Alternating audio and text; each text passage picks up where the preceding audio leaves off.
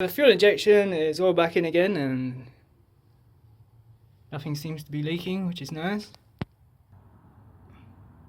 Airflow meter and the throttle boot is secure and everything. Can't any reasons for anything. Check for a spark then.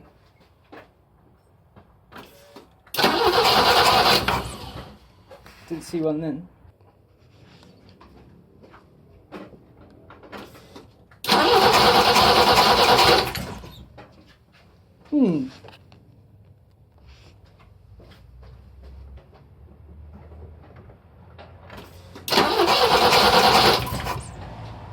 Interesting.